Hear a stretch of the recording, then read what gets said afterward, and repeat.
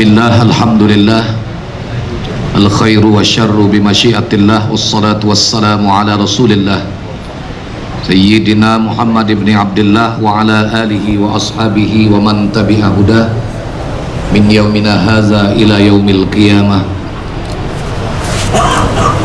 Subhanaka la ilma lana illa ma 'allamtana innaka antal alimul hakim.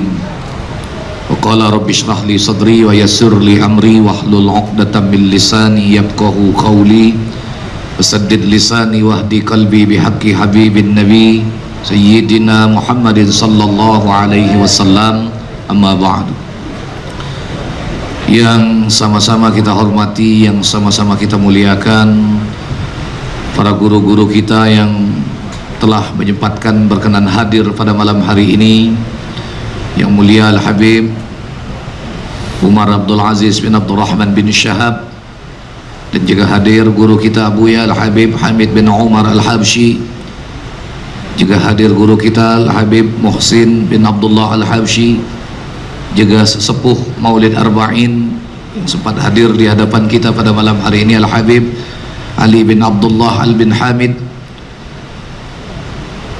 dan terkhusus yang istimewa yang kita tunggu-tunggu Al-Habib Naufal Al-Idrus yang jauh-jauh datang dari kota Solo menyempatkan hajat kita untuk bersama-sama nantinya kita mendapatkan pencerahan dan ilmu dari beliau,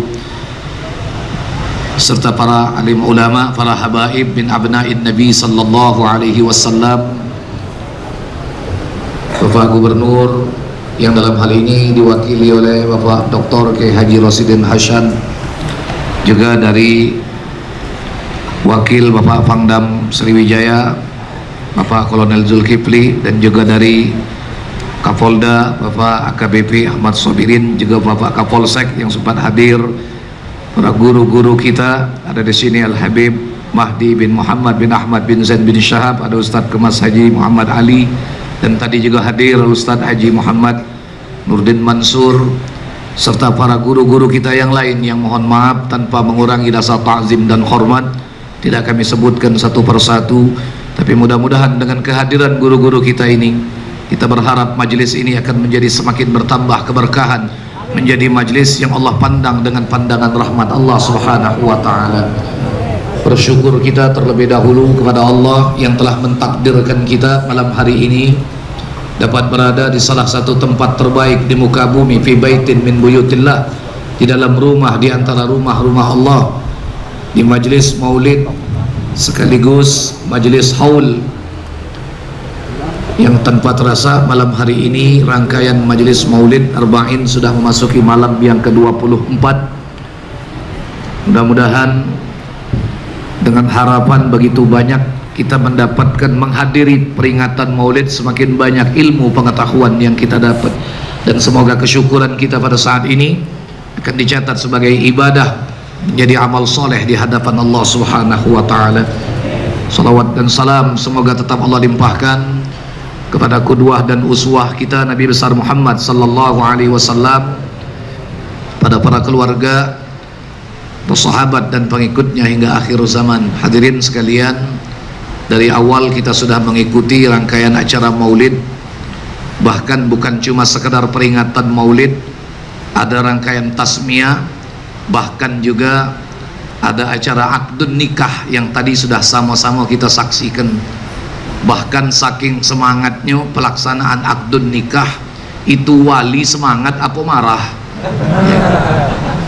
Saking semangatnya, saking tegas suaranya, pengantin sampai tergugup-gugup 3 kali ngulang ya. Kadang-kadang ada anggapan bisikan-bisikan yang halus ini, Pak, akad nikah ini kadang-kadang buat pengantin tambah gugup. Awas, tak boleh putus, awas mesti senapas. Belum lagi yang nakut-nakuti, awas kalau salah terus buka jas mandi ke buka gamis, nah tambah geger dan mempanas pengantin ya. Nih, anak teringat dulu hadirin sekalian, sahibul haul kita malam hari ini, guru kami Almarhum Kiai Haji Abdullah Zawawi Izam, beliau mengaji berpuluh tahun kepada Habib Ali bin Abu Bakar Al-Kaf yang lebih masyhur disebut dengan Habib Yayi. Ya. Itu kata Kiai Zawawi dulu, Habib Yayi tahun 60-an, kalau hukum fikih sudah keluar dari mulut Habib Yayi, insyaallah je dah katik lagi yang memperdebatkannya. Termasuk yang dibicarakan adalah masalah lapas ijab dan qabul, Pak. Ini yang kadang-kadang jadi masalah. Ada yang ngomong tak boleh putus, ada yang ngomong mesti senapas. Kalau lapas ijab qabul, ada yang kadang-kadang mesti huruf pakai huruf ha besar ha kecil. Kalau lapas ijab qabul pakai bahasa Indonesia, tak ada hukum makhraj huruf, Pak. Nak pakai ha besar ha kecil, mafi muskilah, dak katik masalah. Ya. Nak pakai nikah. Aman nak pakai ha kecil ni kan orang berbini pengantin tadi. Ya. Iya. Dan tak kata pula, Pak, rukun nikah tu cuma wali, dua saksi, ijab qabul, kedua mempelai. Tak kata ngatakan rukun nikah tu mesti satu nafas. Apa yang anda sampaikan ini, apa yang anda dengar dari mulut sahibul haul saat beliau belajar kepada Habib Ali bin Abu Bakar Al-Kaf, kepada Habib Yayi. Ya. Jadi dah kata cerita, Pak, ngomongkan tak boleh putus mesti senapas. Jid uji kiai kalau mesti senapas, wong bengek urung berbini. Saya terima lah. Nih, jengok ini nak. Ini dari Habib Yayi, Pak, dulu 5. Berapa? Ini berapa? 5. Nah, kau rekin 5. Ini bahasa Habib Yayi dulu ngomong sama Kiai Zawawi. Kau jelik 5 jari aku ni. Dalilnya dalam kitab Mughnil Muhtad, syarah kitab Minhajut Talibin Al-Imam An-Nawawi. Kalau pengantin wali ngucap begitu sampai kata tunai, ada jeda waktu. Bismillah, alhamdulillah, wassalatu wassalamu ala rasulillah. Pengantin lanang baru jawab, saya terima nikahnya dengan mas kawin yang tersebut, sah. Jadi jangan nak kacar-kacar itu, dak urungi dak berbini malam ni masih jadi. Ya. Nah, ingat ke jeda 5 waktu 5 iko itu ya. Nah, apalagi yang jadi MC tadi, mana MC tadi? Tolong ingat ke itu. Jadilah buat sangu dia dan yang lain juga yang belum berbini, ya. Nih, alhamdulillah. Jadi kita hadir pada malam ini, hadirin sekalian, ya. Bukan cuma sekedar menunjukkan kecintaan kita kepada Rasulullah, tapi kita niatkan juga hadir di sini menjadi majelis ilmu pengetahuan. Apalagi kalau kita berbicara tentang Rasulullah sallallahu alaihi wasallam. Beliau Rasulullah sallallahu alaihi wasallam itu ibarat mata air samudra yang begitu luas dan dalam, airnya bening yang tidak pernah habis-habis untuk mengeluarkan keteladanan. Semakin kita menggali keteladanan Rasulullah, semakin kita menemukan kesempurnaan Rasulullah. Semakin kita menemukan kesempurnaan Rasulullah, maka semakin banyak kita menemukan ketidaksempurnaan dan kekurangan diri kita.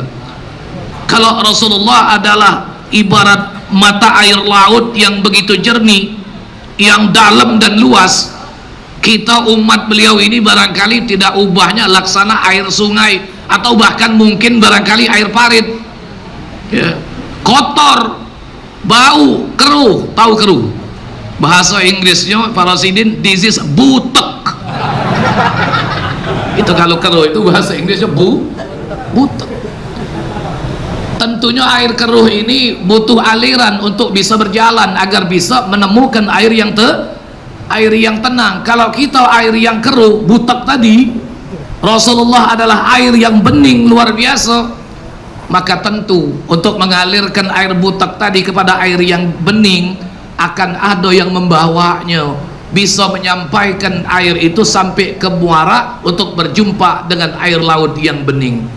Siapa yang bisa membawanya? Tidak lain tidak bukan adalah para guru-guru mulia kita yang hadir pada malam hari ini, para alim ulama, para habaib bin abna'in Nabi sallallahu alaihi wasallam, para asatis. Mereka adalah orang-orang yang bisa membawa kita untuk mendapatkan beningnya mata air dari telaganya Rasulullah sallallahu alaihi wasallam. Seorang manusia yang kata-katanya adalah ungkapan kalbunya, seorang manusia yang begitu indah nilai tata bahasanya, sangat mahal nilai sastranya,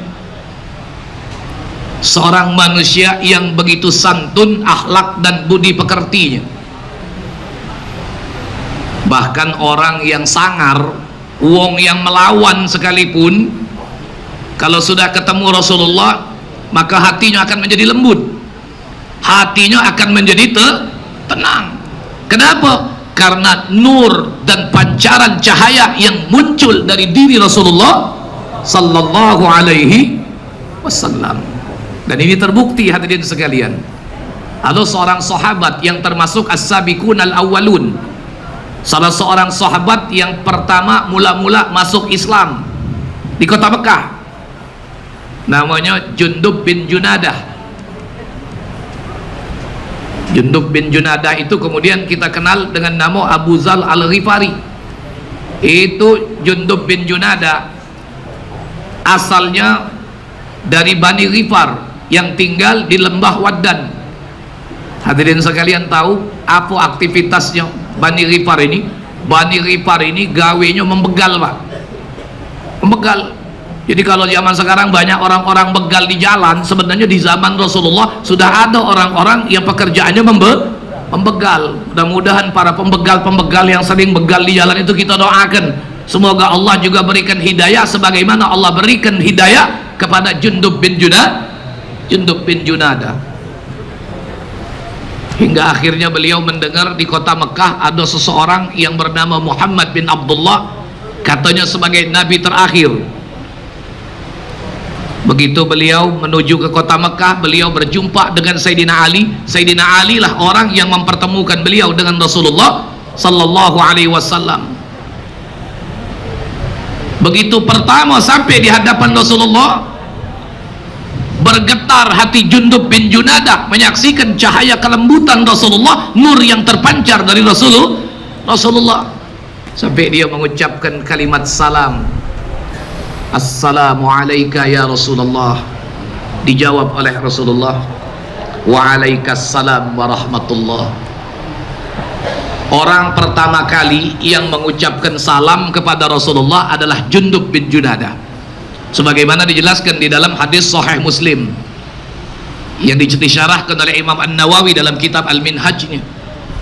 Sampai Jundub bin Junadah mengatakan, fa wallahi inni la awwalan nas hayyahu bi tahiyyatil Islam. Demi Allah, kata Jundub bin Junadah, akulah orang pertama kali yang memberikan ucapan salam secara salam kehormatan di dalam Islam kepada Rasulullah.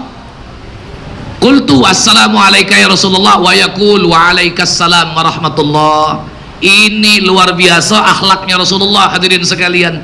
Beliau diberi salam assalamu alayka ya Rasulullah, tapi ternyata Rasulullah menjawab dengan jawaban yang terlebih baik. Ini ilmu buat kita nih, ya, malam hari ini. Kalau kita diberikan salam, berikanlah jawaban yang terlebih baik. Maka itu dalam Al-Quran apa kata Allah? Wa idza khuyyitum bi tahiyyatin fahayyu bi ahsana minha aw rudduha.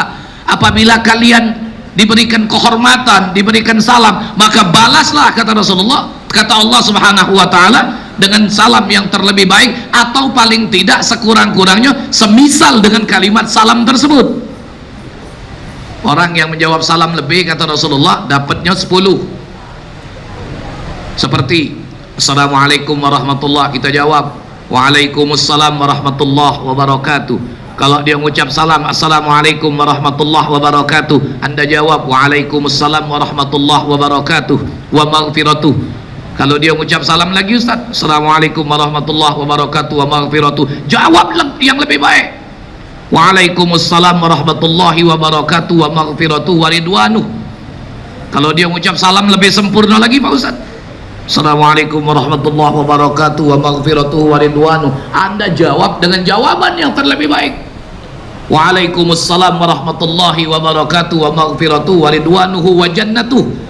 Kalau dia mengucap salam yang lebih sempurna lagi, Ustaz, tak tahu lagi aku situlah kalau ya. Nah, ini yang diajarkan oleh Rasulullah. Jawab, kata Rasulullah, dengan jawaban yang terlebih sempurna. Ini Jundub bin Junadah. Begitu beliau menyaksikan bagaimana lemah lembut santunnya akhlak Rasulullah, saat itu beliau masuk ke dalam Masjidil Haram sambil mengucap asyhadu an la ilaha illallah wa asyhadu anna muhammadar Rasulullah, apa kata Rasulullah? Bahaya kita sekarang ini dalam pengawasan orang-orang kafir. Tidak ya Rasulullah, kata Jundub bin Junadah, kalau aku membegal secara terang-terangan, maka saat ini aku menyatakan diri sebagai seorang muslim, aku nyatakan keislamanku pun secara terang-terangan di hadapan orang banyak, walaupun harus banyak masalah yang akan kuhadapi. Ini subhanallah, Jundub bin Junadah yang kemudian kita kenal dengan sebutan Abu Dzar Al-Ghifari, orang yang begitu keras hatinya, sangar, lembut hatinya ketika berhadapan dengan Rasulullah sallallahu alaihi wasallam. Mudah-mudahan kita yang hadir di majelis ini pada malam hari ini, Allah Subhanahu wa taala jadikan kita orang-orang yang hatinya lembut untuk menerima hikmah, untuk menerima nasihat, dapat mengambil ilmu pengetahuan dan keteladanan dari apa yang nanti akan disampaikan oleh guru kita Al Habib Naufal Al-Idrus. Kita berikan beliau waktu yang seluas-luasnya, kita mengharapkan ilmu pengetahuan dari beliau, mudah-mudahan dapat menjadi renungan agar kita dapat memperbaiki diri dalam kehidupan. Amin ya rabbal alamin. Ini saja yang dapat kami sampaikan. Hadza ma aqulu lakum wal afu minkum. Wassalamu alaikum warahmatullahi wabarakatuh.